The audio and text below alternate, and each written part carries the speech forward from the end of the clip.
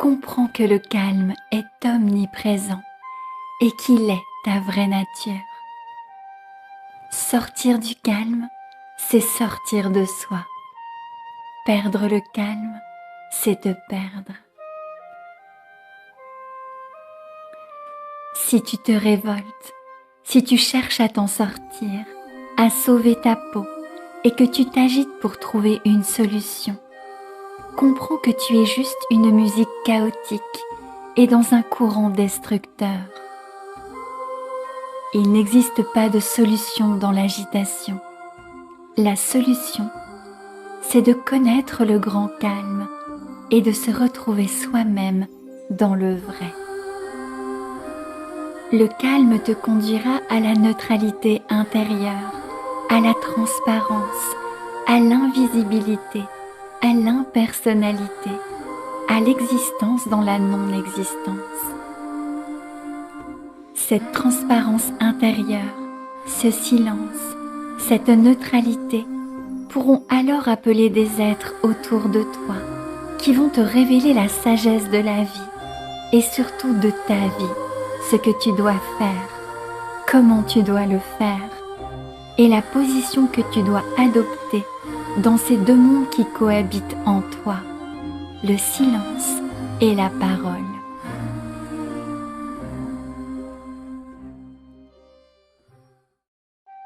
S'asseoir sur le sol et trouver le calme jusqu'à pouvoir marcher sur la terre et vivre dans le calme est le chemin de la royauté. La peur ne peut gouverner celle qui a réalisé le calme.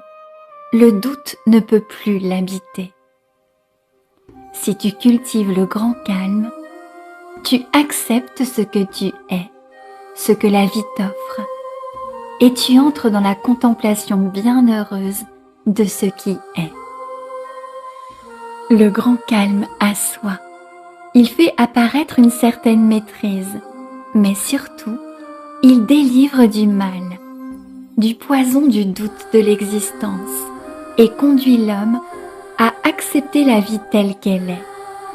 Ce n'est pas que le calme rend l'homme passif vis-à-vis des événements de la vie. Bien au contraire, il ne faut pas associer le calme à un état de passivité, qui est une faiblesse, un laisser-aller, un abandon qui conduit à l'envahissement et à la possession par le sombre. Le calme authentique est un état d'être actif qui conduit à l'éveil intérieur et qui engendre un état d'être positif, bénéfique et puissant en énergie et en créativité. Le calme engendre une régénération et une illumination. C'est un état d'être puissant qui est capable de résoudre les problèmes de l'existence. Demeurer dans ce calme, le cultiver, c'est attirer la chance, la richesse, l'abondance. Il engendre un certain détachement vis-à-vis de l'éphémère, de l'inutile, et un attachement envers le profond, le fondamental. Ainsi, tu ne te sentiras plus impliqué, investi dans ce qui est superflu, et tu pourras même te libérer de toi-même, de la fausse image de toi. Le calme permet de sortir de ces mondes faux, profondément ancrés dans l'identification, afin de découvrir ce qui est vrai, juste, bon et profitable. Le grand calme est un fait, un monde concret, réel, dans lequel tu peux entrer pour te poser et vivre avec lui. Il y a le calme profond qui ouvre la porte de l'ascension vers les mondes supérieurs. Il y a aussi le calme dans la tempête qui permet de demeurer serein alors qu'il faut agir puissamment pour solutionner un conflit et harmoniser un problème. Demeurer dans le royaume du calme, c'est être sage et fort.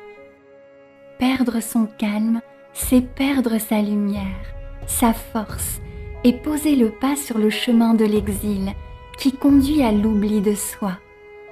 Alors, le faux entre dans l'homme comme une fumée sombre emplie d'illusions et l'anime.